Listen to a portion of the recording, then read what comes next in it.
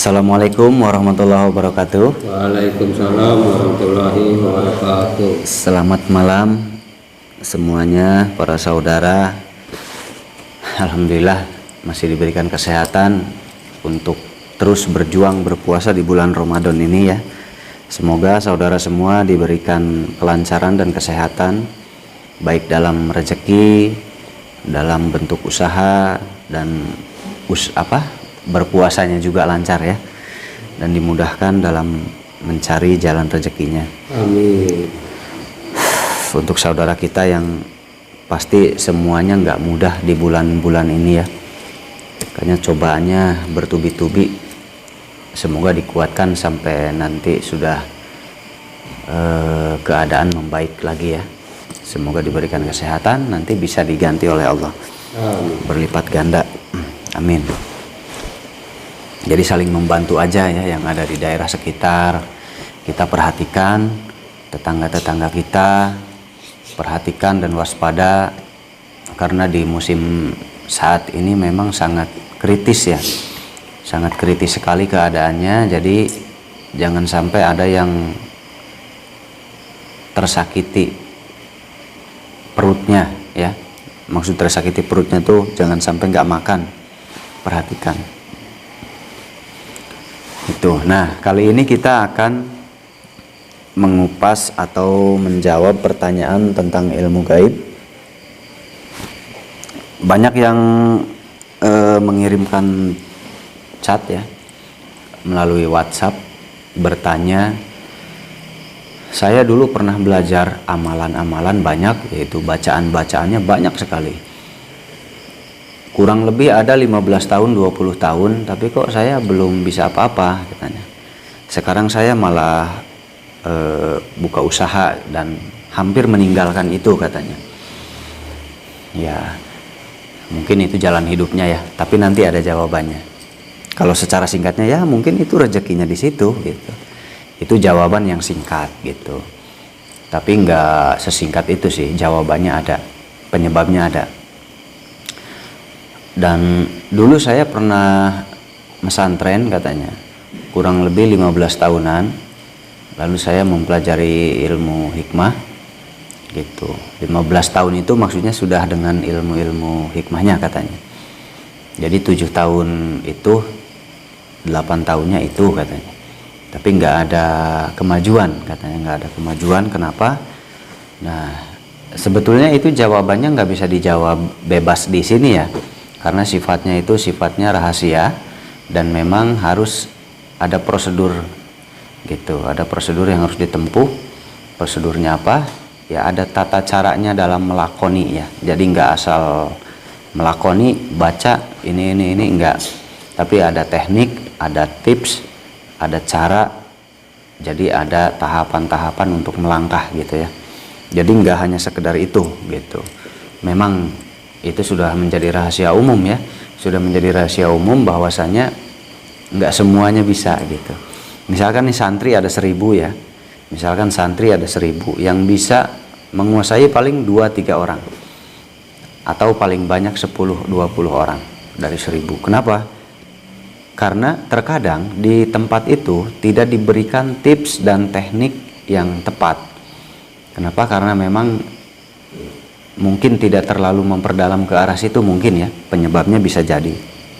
Karena menurut penelitian saya, sebetulnya semua orang bisa jika meneliti dengan detail, kita arahkan, kita berikan bimbingan, insya Allah kesempatan lebih besar meskipun tidak ada bakat atau tidak ada keturunan. Nah, pengalaman saya, menurut riset saya, jadi selama saya dulu terombang-ambing ke sana kemari, menyimak, memperhatikan, jadi sebetulnya perbedaannya antara intensif dan tidak, itu aja. Kalau misalkan kita memakai cara teknik intensif, kontinu, insya Allah peluangnya besar sekalipun tidak ada keturunan. Itu menurut penelitian saya pribadi ya gitu. Dan penyebabnya jelas, makanya saya memberikan jawaban. Kalau kontinu kita didik secara intensif, kayak berobat ya gitu, Nah jadi insya Allah, karena sudah terlihat hakikatnya manusia itu seperti apa gitu, jadi ada ilmunya lagi.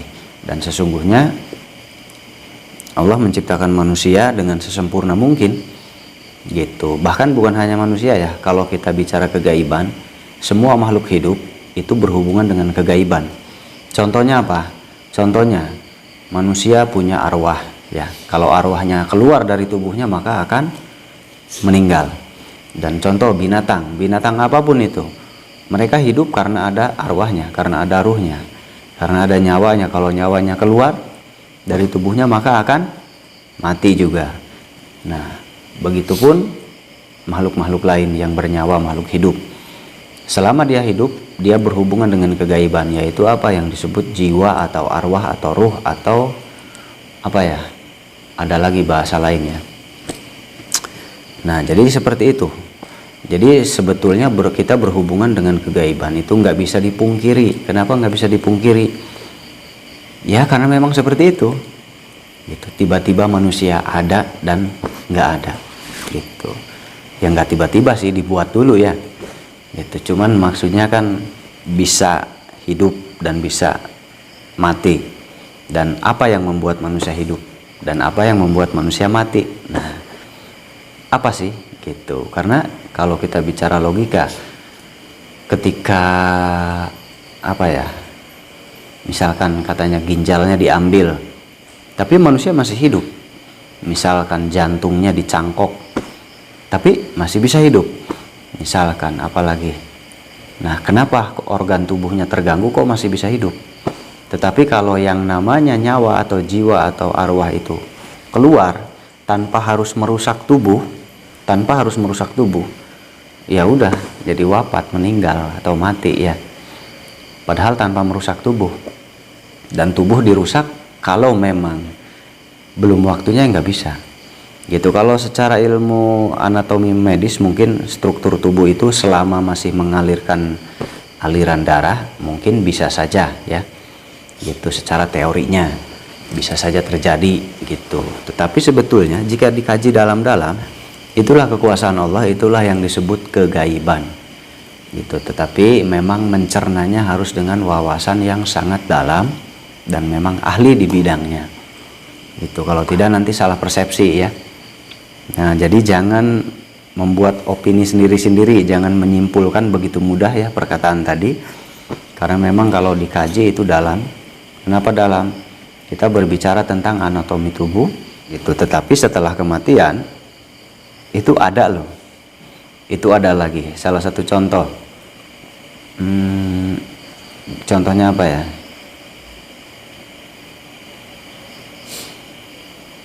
harus yang pernah dialami ya, contohnya harus yang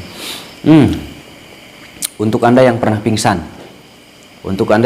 pingsan, mungkin Anda merasakan seperti apa rasanya pingsan.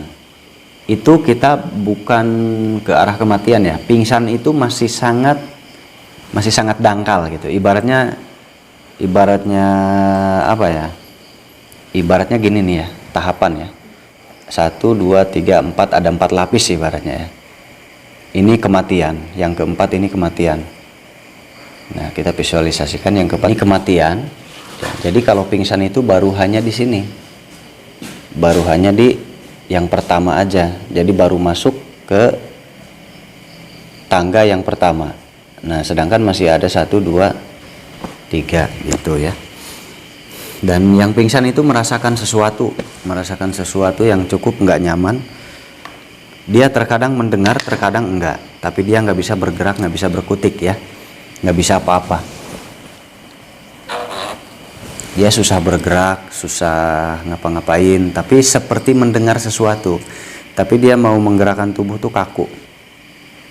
Gitu. Nah, kurang lebih nanti itu berkali lipat dari situ. Bisa jadi 100 kali lipat. Rasanya 100 kali lipat dari situ. Untuk Anda yang pernah mengalami pingsan, mungkin ya rasanya nggak enak. Nah, mungkin 100 kali lipat dari itu. Mungkin gitu, karena nggak tahu ya ini ya. Intinya manusia itu selalu berhubungan dengan hal-hal gaib, nah, termasuk binatang-binatang juga gitu. Mau percaya atau tidak percaya, memang seperti itu terjadinya. Yang percaya dia mempunyai nyawa dan kegaiban. Yang tidak percaya juga dia juga mempunyai nyawa dan mempunyai ruh juga. Jadi percaya atau tidak percaya tetap akan mati dan akan mengalami hal-hal kegaiban nanti kalau sudah meninggal. Karena kalau sudah meninggal itu udah jelas itu kegaiban, alam gaib ya. Gitu. Cuman alam gaibnya beda, bukan bangsa jin, bukan alam jin, tetapi alam barzah gitu ya. Tetapi yang nggak percaya juga pasti meninggal gitu. Dan kalau sudah meninggal ya udah adanya di alam gaib, nggak bisa dilihat oleh manusia. Dia hanya bisa mendengar sesuatu mungkin di kebisingan dunia atau apa, tapi tidak bisa meronta bergerak gitu. Nah, yang tidak punya keturunan juga insya Allah bisa saja. Yang nggak punya keturunan juga bisa. Yang membedakan mungkin nantinya hanya waktu aja. Waktu ada yang cepat, ada yang lambat gitu. Kalau yang ada keturunan memang sudah pernah dijelaskan, nanti pergerakannya tuh lebih cepat, bisa lebih cepat menangkap. Tapi kalau tidak ada keturunan, bisa jadi butuh waktu agak lambat sedikit. Bukan berarti nggak bisa, tetapi waktunya ada perlambatan waktu untuk menangkap dan untuk memahami gitu. Hanya dari waktu aja. Insya Allah bisa selama tidak pernah mundur untuk belajar dan berlatih. Dan satu, buka pelajaran dari manapun, karena kita nggak tahu jalan hidayah kita dari yang mana nih, rezeki ilmu kita dari yang mana nih gitu. Kita nggak tahu. Makanya buka aja pelajaran dari mana-mana, selama itu baik. Pahami dulu, jangan menyalahkan dulu. Kalau kita sudah menyalahkan dulu, biasanya akan sulit menerima pelajaran baru. Nah, penyebabnya apa? Ada beberapa faktor, karena ilmu-ilmu gaib itu berhubungan dengan yang tidak terlihat atau berhubungan dengan bagian tubuh manusia yang ada di dalam yang tidak terlihat. Apa itu? Ya pokoknya ada gitu. Jadi setiap tubuh manusia itu kalau di bahasa Kejawen ada papat kalima pancer ya. Kalau di Kejawen itu ada papat kalima pancer. Nah, sebetulnya papat kalima pancer itu ada tahapan kegaiban di dalam tubuh manusia. Atau ada lagi ilmu cakra. Nah, ilmu cakra juga itu tahapan kegaiban yang ada di dalam tubuh manusia. Ada lagi ilmu prana. Kalau ilmu prana kan ada luar, ada dalam. Ya, ilmu prana itu ada yang dari dalam diri kita, ada yang dari luar diri kita. Perbedaannya, kalau ilmu prana dengan ilmu amalan itu ada beda-beda tipis. Kalau ilmu prana itu di luar tubuh itu lebih kepada alam, bisa menerapkannya lebih kepada alam. Tapi kalau ilmu-ilmu tradisional Indonesia itu ilmu yang di luar tubuh itu berarti ilmu hodam, ya, gitu, ilmu hodam. Yang di dalam diri ada lagi gitu. Nah, biasanya ada prana, suflai prana gitu ya. Nah, ada energi mikro, makro, kosmos gitu. Itu ada di ilmu-ilmu energi gitu. Jadi kasanah ilmu juga banyak ya, nggak cuma satu, kasanah ilmu juga sangat banyak. Dan penyebabnya kenapa nggak bisa, dari kasanah ilmu yang mana saja itu ada satu titik sumber yang bisa menghalangi gitu, ada titik sumber yang agak menghambat ya gitu. Titik sumbernya menurut penelitian saya sih sama saja gitu, yang membedakan garisnya ilmunya, tetapi titik sumbernya sama saja gitu. Jadi semangat terus, pasti bisa terus pelajari ilmu yang sedang Anda pelajari sekarang gitu. Semoga diberikan hidayah, cepat menangkap pelajaran yang memang selama ini sulit ditangkap. Mudah-mudahan ya, ilmu apapun yang Anda pelajari saat ini, semoga bisa langsung cepat dipahami dan bisa dimanfaatkan ke masyarakat banyak. Itu, amin ya Allah rabbal alamin. Bang, ini saya mau nanya. Dulu kan saya pernah mau pesantren ya. Selain kitab-kitab fikih atau alat, kitab alat, saya pun suka bertanya masalah ilmu, masalah hikmahnya. Bertanya masalah ilmu hikmah atau dikiran-dikirannya. Tapi alhamdulillah dari waktu itu saya banyak ya mengamalkan ayat-ayat itu, Ya. tapi saya rasakan sampai sekarang kalau orang makan itu nggak terasa rasanya tuh nggak terasa gitu ya, kayak asin, gurih atau manisnya itu nggak terasa. Tapi saya sampai sekarang masih dilakukan itu. Apakah saya pernah nanya, katanya itu cuma diamalkan kalau nggak ada kuncinya, nggak bisa ada reaksi dari keilmuan itu. Maka saya mau ditanyakan sini, apa bedanya hikmah dengan gaib, kunci dengan kodam? Itu sampai sekarang saya belum bisa menjawab itu. Terima kasih. Seperti ini contohnya ilmu hikmah itu ya.